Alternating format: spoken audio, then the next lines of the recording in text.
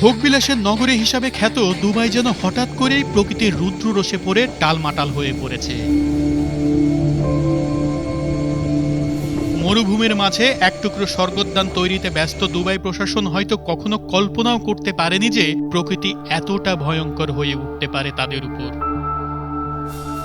তুমুল বৃষ্টি ও ঝড়ে অচল হয়ে পড়েছে সংযুক্ত আরব আমিরাতের দুবাই। রেকর্ড পরিমাণ বৃষ্টিতে অচল অবস্থা দেখা দিয়েছে বিশ্বের অন্যতম ব্যস্ত বিমানবন্দরে।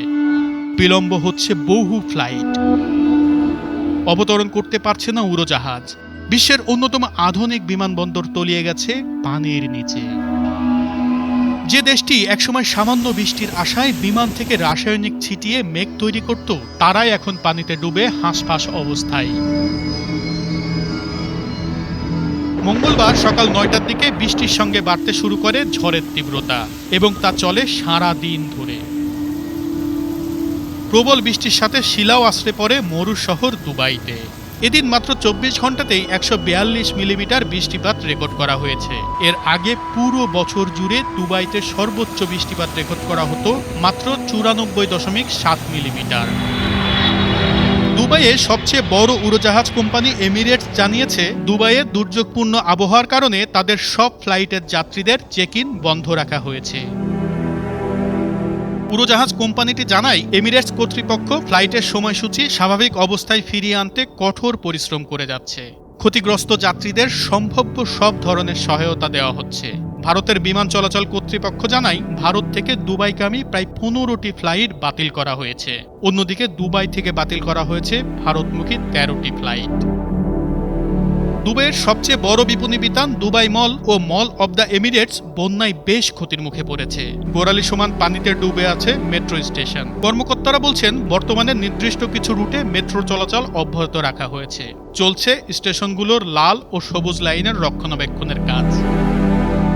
দুবাইতে সরকারি কর্মকর্তাদের প্রয়োজনে বাসা থেকে কাজের ব্যবস্থা করা হয়েছে।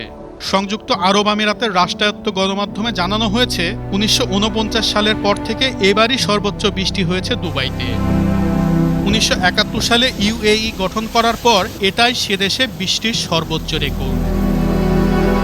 ন্যাশনাল সেন্টার অব মেটিওরোলজি জানিয়েছে যে দুবাইয়ের আল আইনের খাতম আল শাকলা এলাকায় সর্বোচ্চ বৃষ্টিপাত রেকর্ড করা হয়েছে। সেখানে ২৪ ঘন্টারও কম সময়ে ২৫৪ মিলিমিটার বৃষ্টিপাত হয়েছে।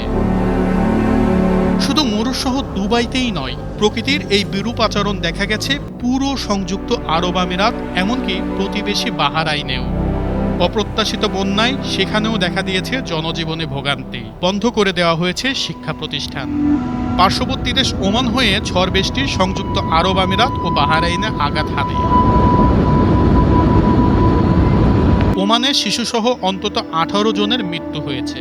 ওমানের রাষ্ট্রীয় গণমাধ্যমের খবর অনুযায়ী সবচেয়ে বেশি ক্ষতিগ্রস্ত আল শারকিয়া উত্তরপ্রদেশের বন্যা কবলিত এলাকা থেকে নাগরিকদের বের করে আনার জন্য পুলিশ ও সৈন্যদের মোতায়েন করা হয়েছে।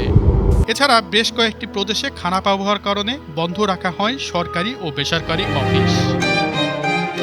প্রকৃতির বিরুদ্ধে গিয়ে দুবাই তার অর্থের জোরে জলবায়ুকে বশ করার চেষ্টায় রত বহুদিন ধরে। কৃত্রিম মেঘ তৈরি করে বৃষ্টি নামানো, মরুর বুকে বিশাল সবুজ উদ্যান, পানি অপচয় করে কৃত্রিম নদী তৈরিতেই তারা ক্ষান্ত হয়নি। তেল গ্যাস বিক্রির অর্থের দাপটে সুদূর অ্যান্টার্কটিকা মহাদেশ থেকে জাহাজের মাধ্যমে বিশাল বরফখণ্ড ভাসিয়ে আনার প্রকল্পও হাতে নিয়েছিল তারা। বিলাসবহুল জীবনে মত্ত আমিরাতিরা হয়তো কখনোই ভাবেননি, প্রকৃতির বিরুদ্ধে গেলে তার দাম প্রকৃতি একসময় নিজেই পুষিয়ে দেবে।